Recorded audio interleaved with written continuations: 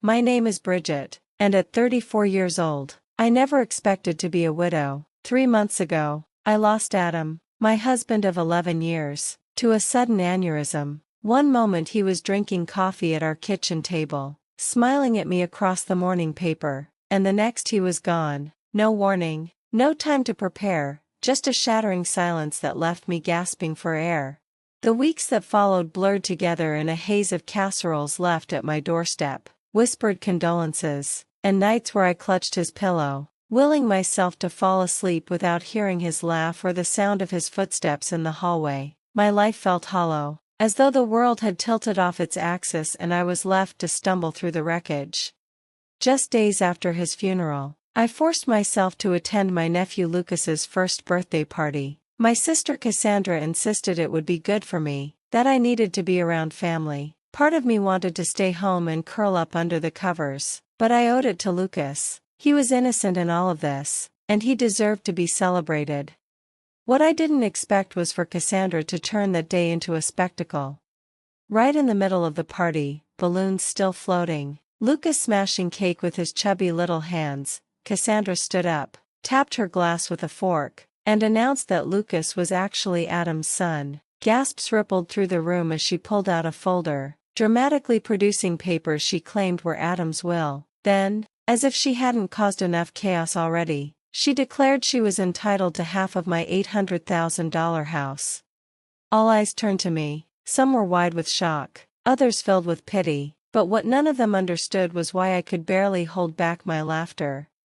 If you're watching this from somewhere where family drama hits close to home, take a moment to like and subscribe, because trust me, you will want to hear how I handled what came next.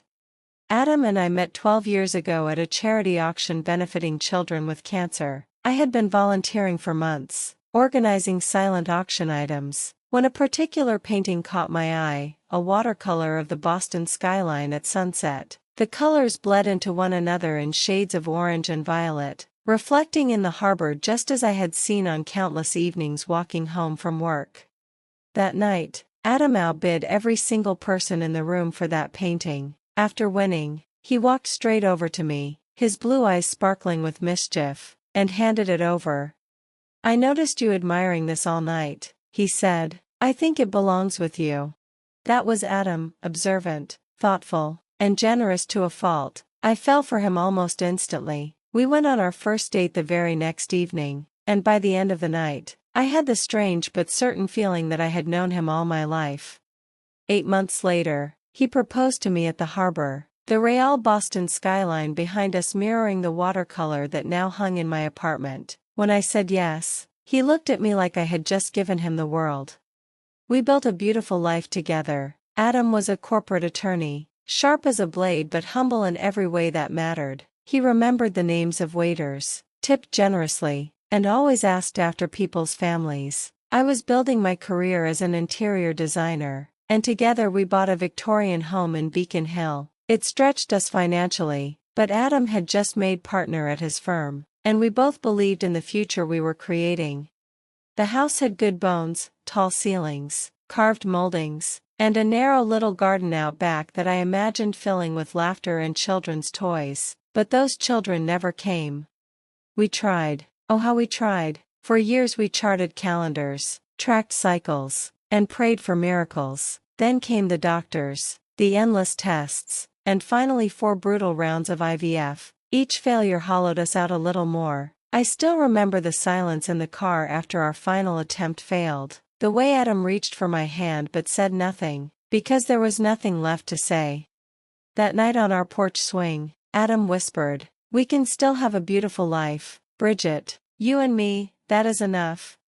And I believed him. We rebuilt our dreams, brick by brick. We traveled, renovated our house, poured ourselves into careers. Adam pushed me to start my own design firm, telling me I was too talented to keep working for someone else. Slowly, our life took on a new kind of fullness, not the one we had once imagined, but beautiful nonetheless. But in the shadows of that happiness was always Cassandra.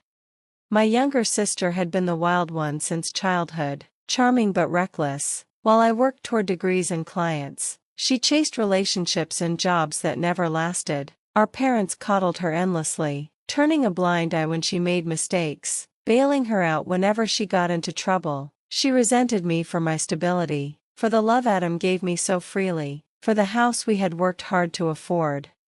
When she met Tyler, a tattooed bartender with a motorcycle and a short temper, our parents frowned, but Cassandra glowed with defiance. Their relationship was volatile, a constant cycle of dramatic breakups and reconciliations. Then, at Thanksgiving 2 years ago, Cassandra stunned us all by announcing she was pregnant. It was hard not to feel the sting. After years of infertility struggles, my wild younger sister, who had mocked my desire for children, was about to have one of her own. But I swallowed my jealousy and leaned into joy instead. I knitted a blanket for Lucas, stood by her in the delivery room, and held her hand when motherhood overwhelmed her. Adam, however, kept his distance. At the time, I thought it was grief, his own wounds from our infertility making it too painful to bond with a baby, but now, looking back, I wonder if it was something else entirely. Because that terrible Tuesday morning, everything shifted. You never know what might become relevant, James had once told us, leaning back in his chair with the kind of calm certainty that came from decades in law. Better to have documentation and never need it, than to find yourself wishing you had it later. It was one of those pieces of advice Adam and I didn't ignore. We both understood Cassandra's unpredictable nature. She thrived on drama, and while we hoped she would never take her schemes too far, neither of us trusted her restraint. So, following James's counsel, we began to prepare. We assembled everything that might one day matter, every letter, every record, every legal form. Adam updated his will properly through official channels, making sure that if the unthinkable happened, there would be no loopholes for anyone to exploit. James, meticulous as always, kept copies at his office. The originals we tucked away in a safety deposit box at the bank, locking them away with a sense of finality. Adam had chuckled at the time, trying to keep the heaviness at bay. Though I fully intend to be around another 50 years to deal with Cassandra's nonsense myself, he'd said, sliding the key into the lock. I remembered the way his hand brushed mine afterward, reassuring, steady. I had believed him, wanted to believe him. The morning after Lucas's birthday party, reality forced me to act. I drove straight to the bank, hands tight on the steering wheel, my chest aching with a hollow mix of grief and anger. Cassandra's smug face at the party, the audacity of her waving around that forged will, it replayed in my mind like a cruel echo.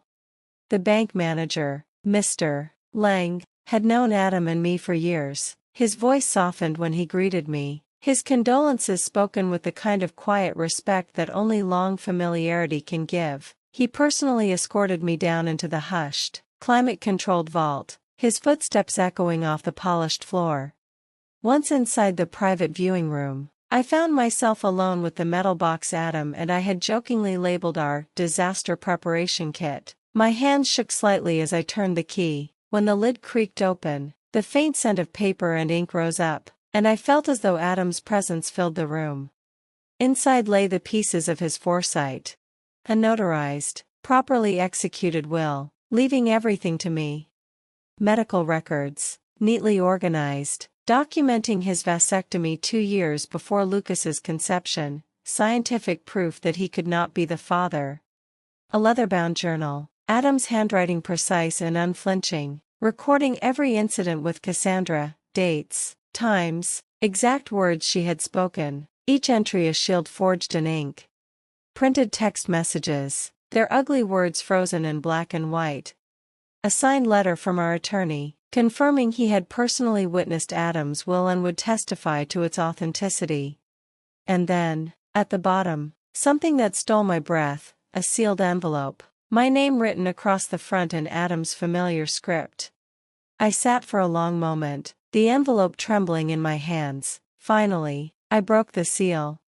My dearest Bridget, the letter began. If you are reading this, it means something has happened to me. I had always hoped you would never need these documents, that we would grow old together and one day laugh about Cassandra's antics. But if fate has taken me from you sooner, and if she has tried to use my absence to harm you, then please know this, I prepared for every possibility. These papers will protect you. I know your heart, Bridget. You are loyal, you are forgiving, sometimes to your own detriment, but you must not let anyone exploit that. Guard yourself. I love you beyond words, beyond time, whatever comes, remember that. Adam. The tears came then, hot and unrelenting, sliding down my cheeks as I pressed the letter to my chest. Even in death, Adam was reaching out, wrapping me in his steady, practical love. He hadn't predicted the exact scheme, but he had known Cassandra would try something. He had left me a shield. When I finally regained my composure, I carefully returned everything to the box except what I knew I would need immediately: copies of the medical records, the legitimate will, and select entries from the journal. I locked the box, thanked Mr. Lang with a tight smile, and walked back into the cool Boston morning with my evidence tucked safely in my bag. That afternoon, I made my way to James Wilson's law office. The converted brownstone stood dignified among the city's historic streets, its brick facade a symbol of stability. Inside, everything spoke of old money and discretion: dark wood paneling, shelves lined with thick law volumes, soft carpets that muffled sound.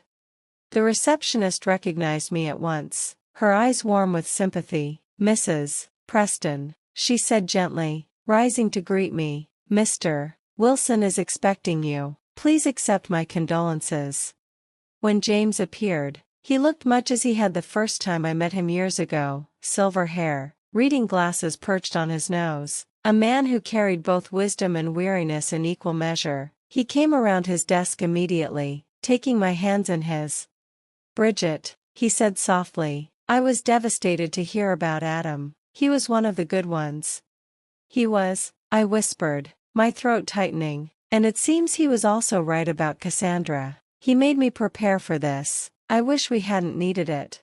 We sat, and I told him everything: the party, Cassandra's announcement, the forged will. James examined the document, his frown deepening as he turned the pages.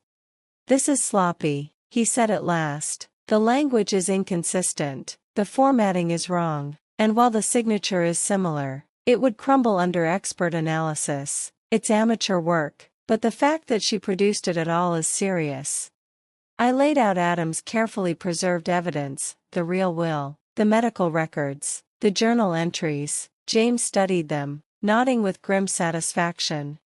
"Adam was meticulous," he said. "These records are indisputable. A vasectomy performed 2 years before Lucas's conception makes paternity biologically impossible. Cassandra's claim collapses under its own weight." My voice wavered. What should I do? I don't want to drag my family's name through the mud, but I can't let her take half of our home on a lie. James leaned back, steepling his fingers. His eyes, sharp and calculating, studied me. "First, we gather information. No one attempts a fraud this bold without a reason. There's more at play here than spite, likely financial desperation. I suggest we hire a private investigator, someone discreet, experienced." He recommended Frank Delaney, a retired detective who now worked with the firm. I had heard Adam mention his name before: someone thorough, someone who got results. Without hesitation, I agreed. James picked up the phone and made the call, his words calm and measured as he outlined the situation. As I sat there, clutching Adam's letter in my bag, I felt the first stirrings of something I hadn't felt since his death: a fragile thread of resolve. This wasn't over, not by a long shot,